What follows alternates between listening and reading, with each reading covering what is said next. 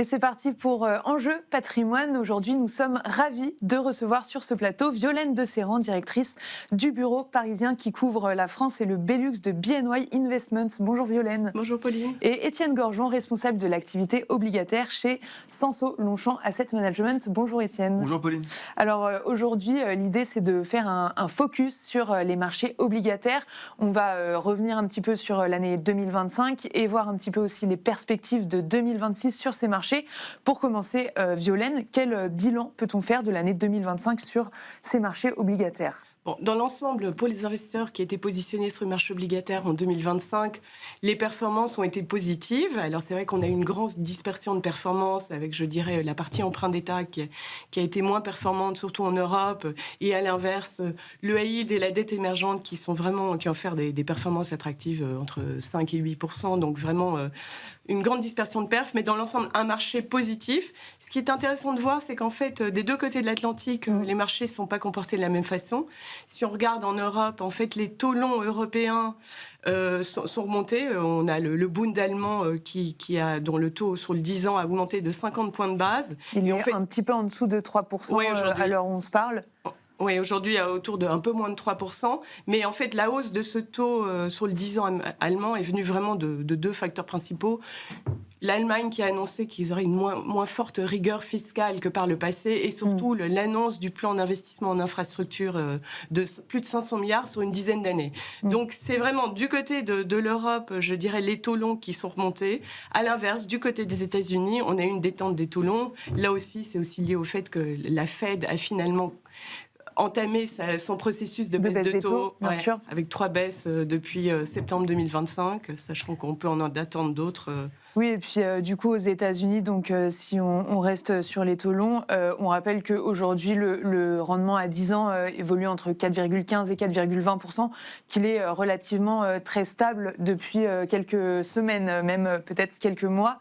Étienne Gorgeon, sur ce bilan 2025, est-ce que vous êtes d'accord avec ce qui a été dit par Violaine de Serrand ? Oui, je partage pas mal l'analyse de Violaine. Moi, si je devais mettre quelques chiffres, ce que j'observe, c'est que déjà le marché obligataire, on le sait, est très disparate. Il y a effectivement la partie emprunt d'État. Et si on regarde la zone euro, il y a la France, l'Italie, c'est pas les mêmes performances que l'Allemagne ou d'autres pays, où ça va bouger entre 1% et 4% pour l'Italie, qui a fait plutôt une bonne performance l'année dernière. Et puis après, il y a le crédit. Et sur le crédit, ça peut s'étaler.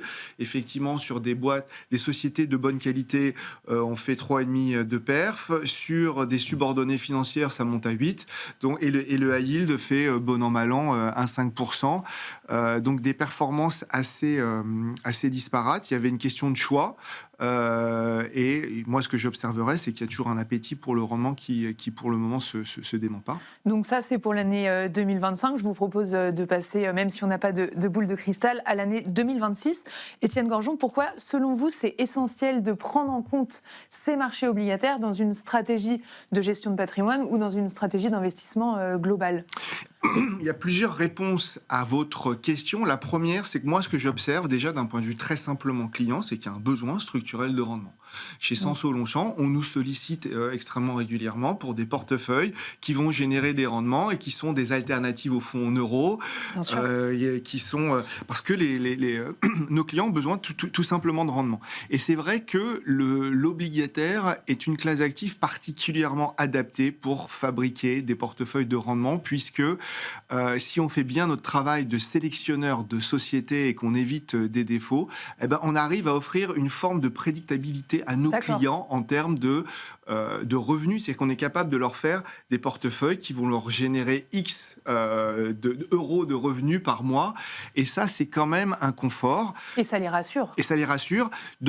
Sur une classe d'actifs qui, historiquement, génère des volatilités qui sont à peu près acceptables pour la plupart des clients. C'est-à-dire que vous pouvez également faire des portefeuilles de rendement avec des dividendes sur des actions, sauf que vous pouvez subir des volatilités très fortes. Et si malheureusement, vous devez sortir de votre portefeuille au pire moment, ça peut être compliqué. Tandis que sur l'obligataire, c'est quand même un peu moins compliqué. On peut limiter. On est plus sûr. On est un peu plus sûr de notre sortie. Et puis, il y a quand même cette chose fantastique sur l'obligataire, c'est qu'il y a une maturité. Et puis qu'à la fin de cette maturité, on récupère notre capital plus le dernier coupon.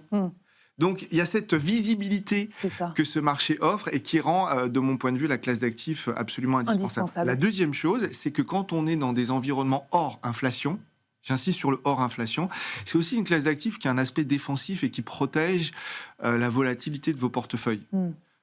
Et ça reste vrai. On l'a vu dans certains environnements assez récents. Ça n'a pas du tout marché en 2022 parce qu'il y avait un sujet d'inflation. Mais quand vous êtes dans des sujets de marché, j'ai envie de dire à peu près normaux, Hors inflation, alors c'est quand même une classe d'actifs qui a un atout incroyable. C'est qu'au-delà du rendement qu'elle offre, elle protège vos portefeuilles d'une volatilité qui peut être un peu embarrassante. Violaine de Serran, est-ce que vous êtes d'accord sur tout ce qui vient d'être dit par Étienne, sur pourquoi c'est essentiel justement d'avoir cette classe d'actifs dans son portefeuille ? Alors, ce qui est intéressant, en fait, je suis tout à fait d'accord avec ce qu'a dit Étienne, c'est qu'il y a un point intéressant, c'est que le point d'entrée est primordial en obligataire. Donc, c'est vrai qu'aujourd'hui, on a certains investisseurs qui auraient pu se dire « Ah non, mais l'obligataire, c'est très risqué, on regarde 2022 ». Mais il faut se rappeler qu'en 2022, le crédit investment grade rapportait peut-être 0,5% en 2021. Donc c'est vrai que pour ceux qui étaient rentrés en 2021, avec une hausse des taux, ils se sont pris une sacrée claque. Je dirais qu'aujourd'hui, par exemple, sur du crédit investment grade, avec des rendements de l'ordre de 3%, on peut encaisser une hausse de taux, une hausse de spread, d'écart de crédit, de l'ordre de 0,7%. Et sur le high yield, où là, on part avec des rendements de l'ordre de 5%, on peut se permettre d'encaisser une hausse de taux de 1,8%, une hausse de spread de 1,8% avant de commencer à perdre de l'argent. Donc ça, c'est vraiment, il y a ce côté coussin aujourd'hui, point d'entrée qui nous semble intéressant et qui nous permettra certainement de minorer la volatilité. Alors c'est vrai que le high yield est plus volatile que le crédit investment grade, mais il est plus volatile à des schémas de récession. L'investment grade, lui, va être plus sensible à des schémas d'inflation. Donc, mais bon, dans l'ensemble, au taux actuel offert, pour moi, il y a beaucoup de coussins. Donc, le point d'entrée permettra vraiment d'offrir une certaine stabilité à ces portefeuilles.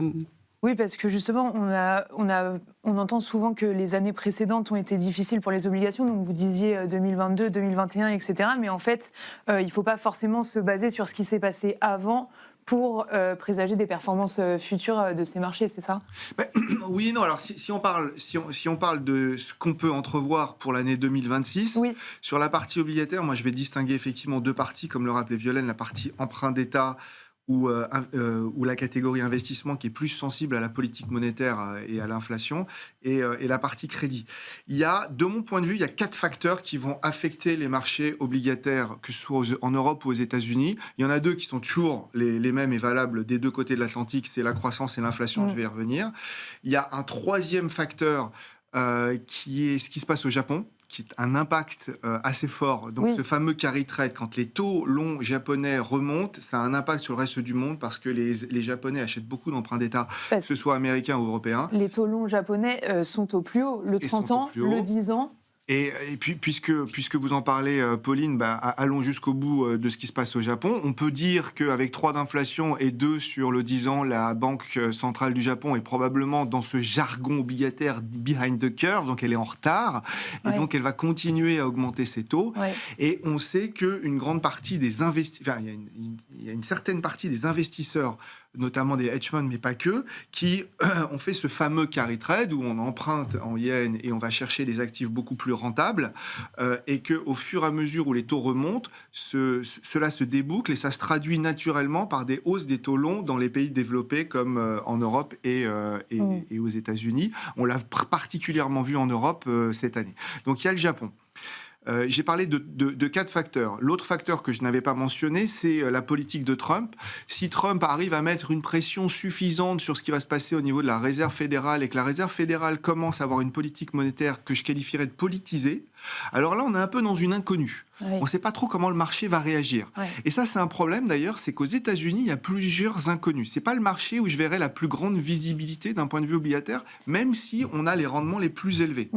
Parce qu'encore une fois, est-ce que le marché va se dire, du coup, la Réserve fédérale n'est plus crédible et on balance des treasuries dans le marché, on vend, et d'un seul coup, les rendements augmentent, ou non, on a toujours confiance dans la Réserve fédérale, malgré le fait qu'elle devienne politisée, et finalement, on achète des emprunts d'État. Ça va être assez compliqué. Il y a Et une ça inconnue. dépendra du coup de qui remplacera Monsieur Powell à la présidence de la Réserve fédérale. Exactement, il y a qui remplacera Monsieur Powell, et puis en interne du bord de la Réserve fédérale, c'est au niveau des gouverneurs régionaux, est-ce qu'ils vont réussir à faire évoluer la balance des pouvoirs et que cette réserve fédérale puisse peut-être potentiellement devenir politisée. Donc ça, c'est les deux facteurs.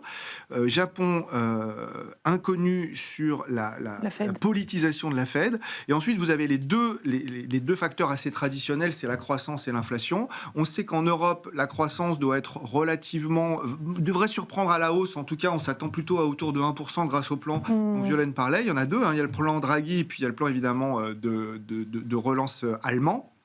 Et ça va générer un peu d'enthousiasme. Et on sait que dans le même temps, l'inflation devrait rester sage et probablement surprendre légèrement à la baisse. Donc, on peut s'attendre à une relative stabilité des emprunts d'État. Et moi, un des conseils que je donne, c'est de regarder la France, parce que la France a été un peu malmenée au niveau des emprunts d'État, et finalement sur du 10 ans à autour de 3,70. Moi je trouve ça pas 3,60, 3,70, je trouve ça pas si mal que ça. D'accord. Je trouve que c'est un bon couple rendement-risque.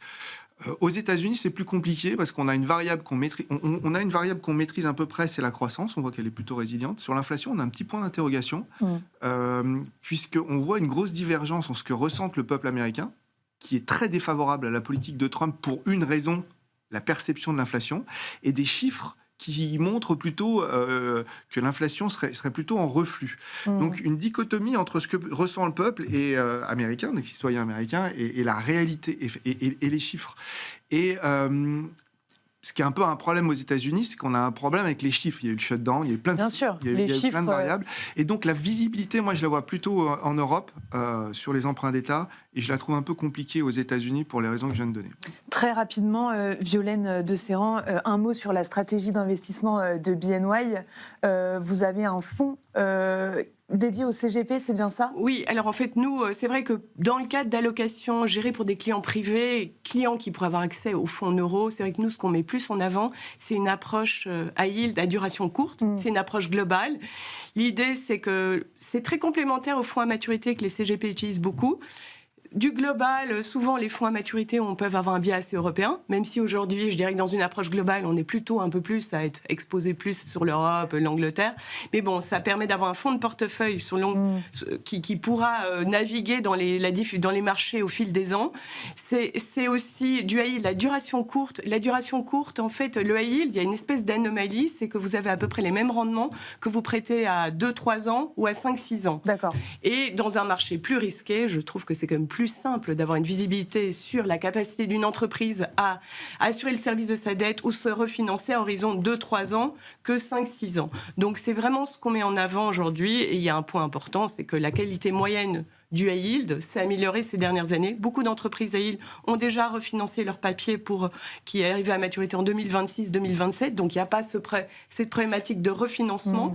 Il y a aussi toute une partie du marché high yield qui était plus spéculative, ce qu'on appelle le junk high yield, le triple C, qui, elle, aujourd'hui, est beaucoup plus financé par les marchés privés. Donc, finalement, le niveau d'endettement, le levier moyen du high yield, a vachement baissé.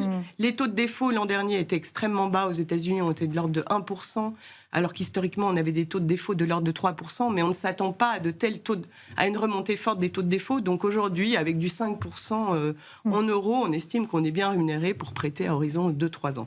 Merci beaucoup, Violaine de Serran. Vous êtes directrice du bureau parisien qui couvre la France et le Belux de BNY Investments. Merci beaucoup.